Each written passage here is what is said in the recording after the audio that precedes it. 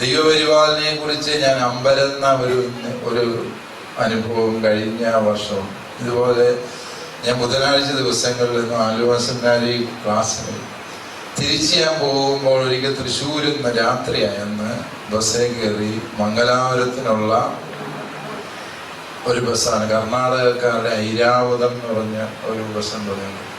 ഈ ബസ്സേ കയറി. ഇതിന്റെ കണ്ടക്ടർ ആണെങ്കിൽ മനുഷ്യന് ജീവിതം തരാത്ത ഒച്ചപ്പാട് എടുക്കുന്ന മനുഷ്യൻ. അയാൾക്ക് ഏറ്റവും ദേഷ്യം വണ്ടിക്കകത്ത് ആരെങ്കിലും ലൈറ്റ് ഇട്ട് അയാൾ ചൂടാണ്. ഇരുട്ടത്ത് എല്ലാവരും ഇരുന്നോ, മറ്റുള്ളവരെ ശല്യം ചെയ്ത് ഉറക്കം കളയാൻ പാടില്ല. കയറി ഇരുന്ന് കഴിയുമ്പോൾ നമുക്കും തോന്നുന്നത് ഒരു നല്ല ശീലമാണ്. ഏതാണെങ്കിലും ഇയാളിങ്ങനെ ഒച്ചയെടുക്കുന്ന മനുഷ്യനാണ്. ഇയാൾ എന്നോട് പറഞ്ഞു ലൈറ്റ് ഇടാൻ പാടില്ല, പോയി അവിടെ ഇരുന്നോ. 15-ാം നമ്പർ സീറ്റ് എനിക്ക്. ഞാൻ പോയി അവിടെ ഇരുന്നു. ഞാൻ പുതപ്പൊക്കെ തരും, അവർ പുതച്ച് പോയി ഞാനും ഇരുന്ന് ഉറക്കം തുടങ്ങി. എൻ്റെ അടുത്തും ആരും ഇരിക്കുന്നില്ല. ഞാൻ അവരുടെ കൂടെ ഇരുന്ന് ഞാനും ഉറങ്ങി.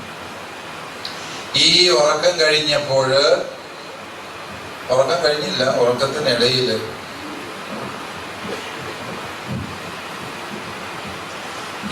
ഈ ഉറക്കത്തിനിടയിൽ സംഭവിച്ചത് എന്താന്ന് ചോദിച്ചാൽ, എൻ്റെ അടുത്തിരുന്ന ആൾക്ക് ആരോ ഫോൺ വിളിക്കുന്നത് കേട്ടപ്പോൾ ഞാൻ ആർക്ക് പോകുമെന്ന് നോക്കല്ല, പുതപ്പിനകത്ത് തന്നെ ഇരുന്ന് അയാൾ എന്തോ പുറപുറ സംസാരിക്കുന്നുണ്ട്. ഞാൻ എൻ്റെ സീറ്റിൽ വീണ്ടും ഇരുന്നോട്. കുറച്ചു നേരം കഴിഞ്ഞപ്പോൾ എൻ്റെ അടുത്തിരിക്കുന്ന ആളെന്നെ പയ്യെ പുതപ്പിനിടയിൽ കൂടെ തോണ്ടാൻ തുടങ്ങി. പക്ഷേ ഈ പാതിരാത്രിക്ക് ഇതെല്ലാം വേണ്ടതിനും അയാൾ ഈ കാണിക്കാൻ പറ്റില്ല. ഞാൻ അമ്പരന്ന് നോക്കി. ഞാൻ പറഞ്ഞു എന്താണ് എന്ന് ചോദിച്ചപ്പോൾ എനിക്ക് മനസ്സിലായി ആള് മലയാളിയല്ല. ആളെന്നോട് ചോദിച്ചു ആർ യു ഫാദർ പാമ്പ്ളാനി എന്ന് ചോദിച്ചു. ഞാൻ ഞെട്ടിപ്പോയി. ആ രാത്രിയിൽ അപ്പോഴാണ് എനിക്ക് മനസ്സിലായത് എൻ്റെ അടുത്തിരുന്ന് ഉറങ്ങിയത് ഒരു സ്ത്രീയാണ്, ഒരു പെൺകുട്ടിയാണ്. അച്ഛനൊരു സ്ത്രീയുടെ ഒപ്പം ഉറങ്ങിയത് അപരാധമായെന്ന് നിങ്ങൾ തെറ്റിദ്ധരിക്കുകയല്ല എന്ന് വിചാരിച്ച് ഞാൻ തുടർന്നു. ദൈവമേ ഇതന്നെ. ഞാൻ പറഞ്ഞു yes I am, but how did you come to know about it? നീ ഇങ്ങനെ ഇതറിഞ്ഞത്? ഞാനാണ് ഈ പാമ്പാനി അച്ഛൻ. നീ എങ്ങനെ അറിഞ്ഞു? അവള് മറാഠിക്കാരി പെണ്ണ്. അവള് മംഗലാപുരത്ത് മെഡിസിൻ പഠിക്കുന്നവൾ. അവളുടെ ചരിത്രം പറഞ്ഞു. അവള് ഇതാ ഒരു മെഡിസിൻ പഠിക്കുന്നതിനിടയ്ക്ക് സീനിയറായിട്ടുണ്ടായിരുന്ന മെഡിക്കൽ വിദ്യാർത്ഥിയായിട്ട് പ്രണയത്തിലായി 2 കൊല്ലത്തോളം ഒരുമിച്ച് താമസിക്കുകയും ചെയ്തു. ചങ്ങനാശ്ശേരിക്കാരൻ ഒരു അച്ചായന്റെ മകനായിരുന്നു. അവനിവിടെ വന്ന് പുതിയ ആലോചനയൊക്കെ വന്നപ്പോൾ അവന്റെ അച്ചായൻ സ്വഭാവം കാണിച്ചു. അവൻ ഈ പെണ്ണിനെ വിട്ട് വെച്ചിട്ട് വേറെ പെണ്ണിനെ ആലോചിച്ചു. സ്ത്രീധനം മേടിച്ച് കല്യാണം ഉറപ്പിച്ചു.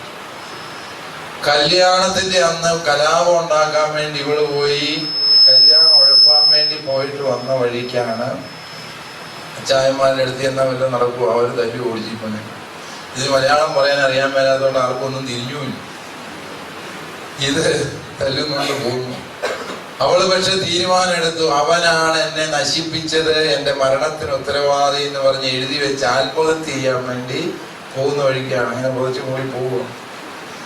ആത്മഹത്യ ചെയ്യാൻ തീരുമാനിച്ച് ഇവളോട്. എന്നിട്ടും ഞാൻ ചോദിച്ചു നീ അതൊക്കെ എന്തെങ്കിലും കാണിയില്ല, എന്തെങ്കിലും ചെയ്യും, പക്ഷെ എന്നെ നീ എങ്ങനെ അറിഞ്ഞു? അതെനിക്കറിയാത്തത്. അവള് പറഞ്ഞു എനിക്കിപ്പം വന്ന ഫോൺ അതായിരുന്നു. ഫോണും അതെ.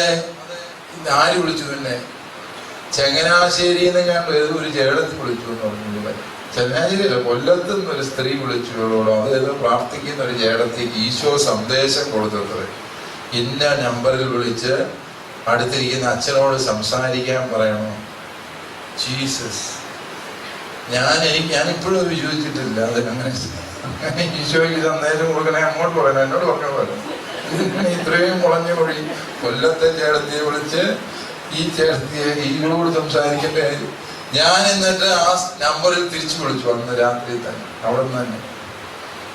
അപ്പൊ ആ സ്ത്രീ പറഞ്ഞു അവർക്ക് ഇതിനെ കുറിച്ച് ഒരു പിടിയും അറിയത്തില്ല, എങ്ങനെ സന്ദേശം കിട്ടി. അതുകൊണ്ട് ഞാൻ പറഞ്ഞ ശരിക്കും അതിനുശേഷം എനിക്ക് ഒരു പേടി തട്ടിയിട്ടുണ്ട്. ഈ വിശേഷപുരാൻ ഇങ്ങനെ നമ്മളെ ഇത്രയും സൂക്ഷ്മമായി കണ്ടുകൊണ്ടിരിക്കുകയാണ്. നമ്മള് ഏതെങ്കിലും ഒരു രാത്രിയിൽ പതുങ്ങിയ ഒരു ബസിന്റെ മൂലയ്ക്ക് കയറിയിരുന്ന് അതുപോലും അവൻ അറിയുന്നു എന്ന്, നമ്മുടെ അടുത്തിരിക്കുന്ന ആരാണെന്ന് ഈശോ അറിയും. ഇല്ല, ദൈവപരിപാലന എന്നതിനെ കുറിച്ച് ഓർക്കുമ്പോൾ എനിക്ക് പേടി തോന്നാറുണ്ട്. ദൈവമേ, നീ ഇത്രയ്ക്ക് സൂക്ഷ്മമായി ഓരോ നിമിഷവും നമ്മളെ പരിപാലിച്ചുകൊണ്ടിരിക്കും.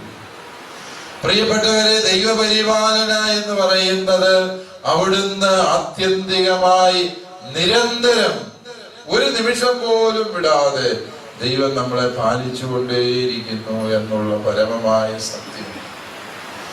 ദൈവകരുണയെ ഇപ്രകാരം ദൈവ പരിപാലനയായിട്ട് അറിയാൻ, അനുഭവിക്കാനുള്ള വഴികളെ കുറിച്ച് ചിന്തിക്കും. മെഡിസിൻ പഠിച്ച പെണ്ണ് മെഡിസിനൊക്കെ പഠിത്തം തീർന്നു. ഇപ്പം ഒരു പിടിക്കുകയായി നടപ്പുണ്ട്, ആത്മഹത്യൊന്നും ചെയ്ത്.